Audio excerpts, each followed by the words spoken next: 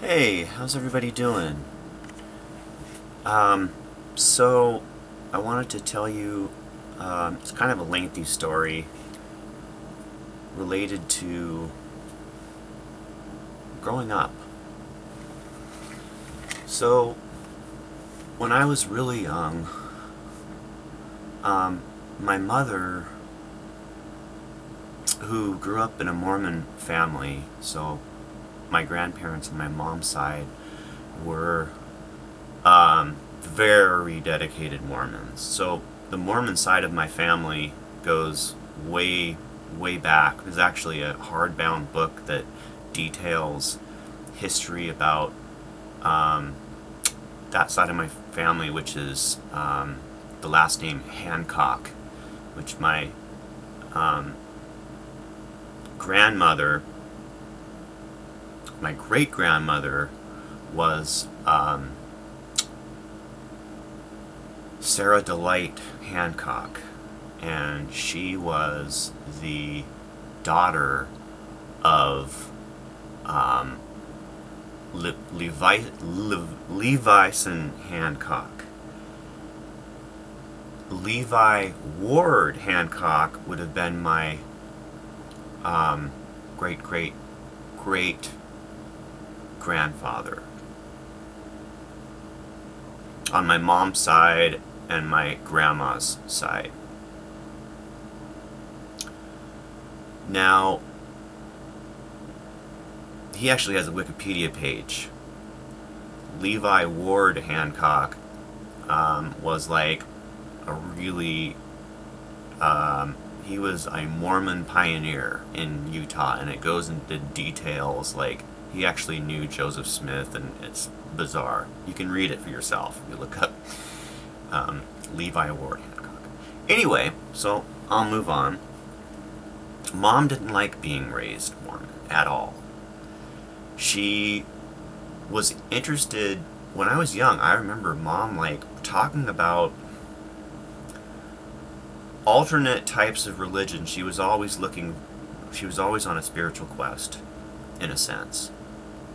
So even in the 70s, I mean, I was, 8, 9, 10 years old, listening to Deep Purple, Black Sabbath, AC/DC, Ted Nugent, Alice Cooper.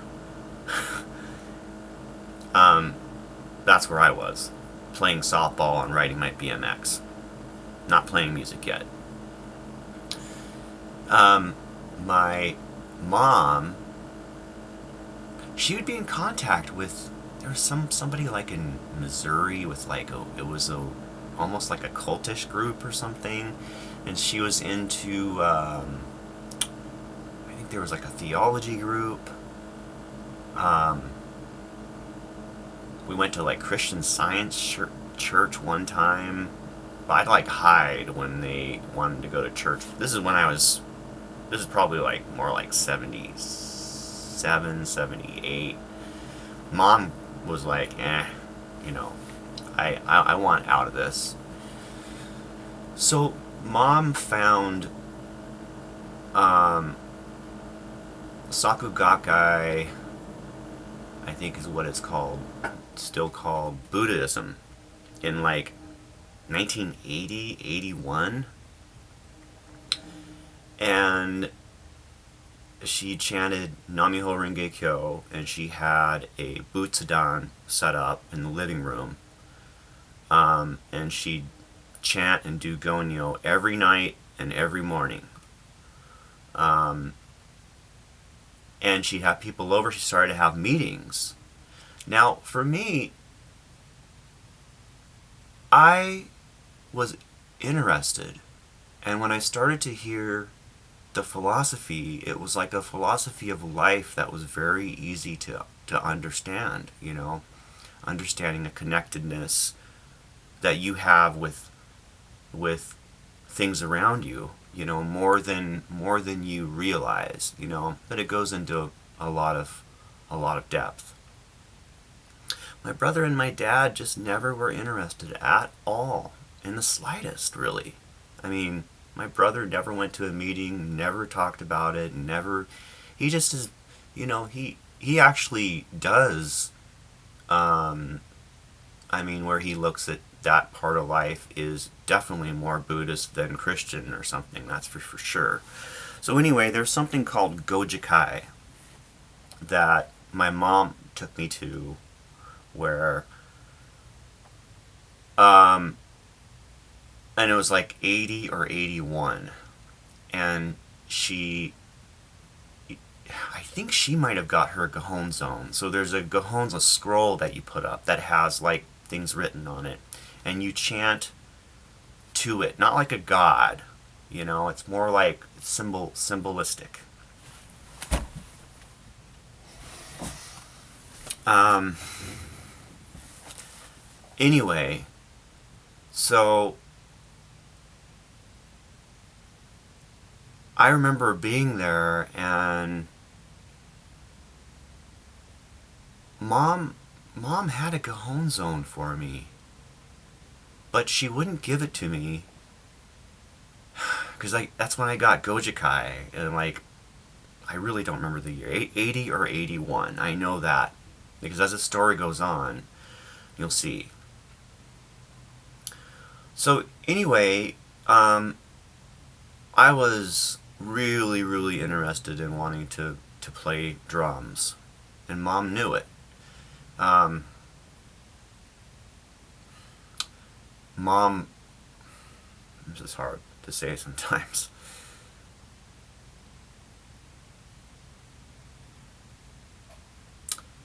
Mom bought me my first snare drum, and though I didn't want to play snare drum in the Buddhist marching band, I started going and I practiced with the Buddhist marching band.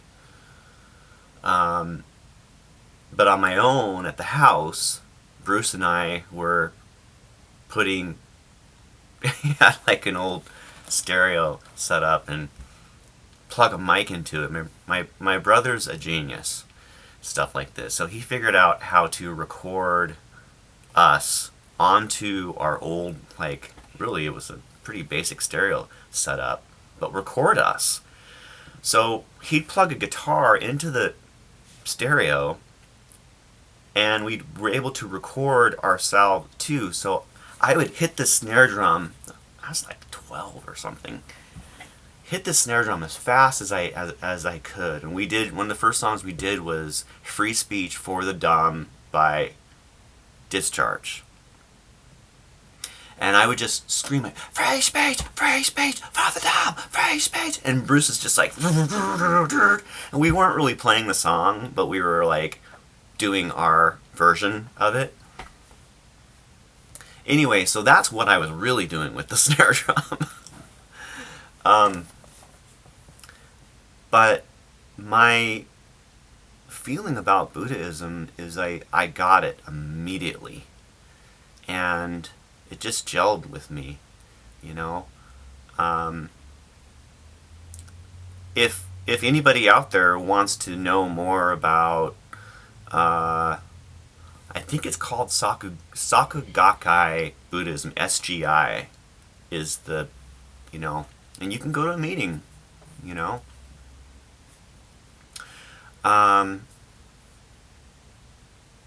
So anyway, like in my early life, so this is something like believing in myself was something that mom really talked to me about, and I understood it. You know, I understood that it's not an ego thing. It's like you believe in your heart and you follow your bliss, you know. And I had really loving parents. Well, I have. My dad is amazingly loving, and my family is. You know, I don't no longer have my mom around. Unfortunately, she passed away a few years ago. But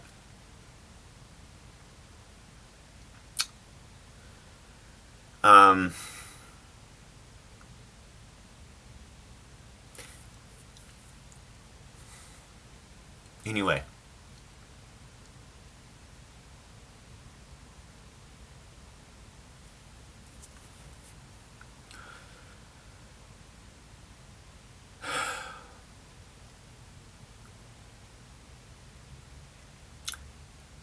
So it was beyond just advice, you know. I mean, it was like I was learning important life lessons early on, and it completely gelled with me when I was young. Um, I wasn't as much into the constant practice of it, like doing chanting and doing the gonyo. They're two different things. Gonyo is actually reading all of this out of the little booklet, and it's like prayers. So it really inspired me, though. You know, I mean, I'd go to meetings. I actually told friends. I had friends who went to meetings. My friend Mike, who watches my videos, he went to actually two friends that watch my videos. I don't know if they're watching this one, but David and Mike both went to meetings, and they both got cajon zones and practiced some. And I know that it affected David. David, you know, David's written me letters about, you know, how much that was, you know. I mean, he might be alive because of that to today, you know. I mean, it's like that serious.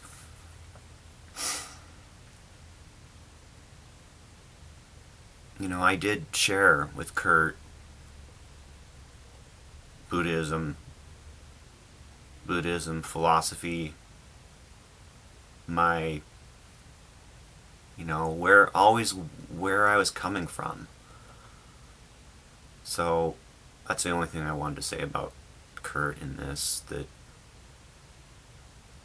he got it, you know.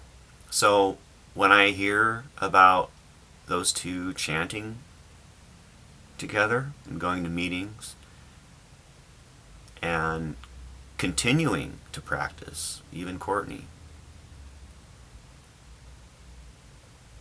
it hits me because I've never known very many people that have.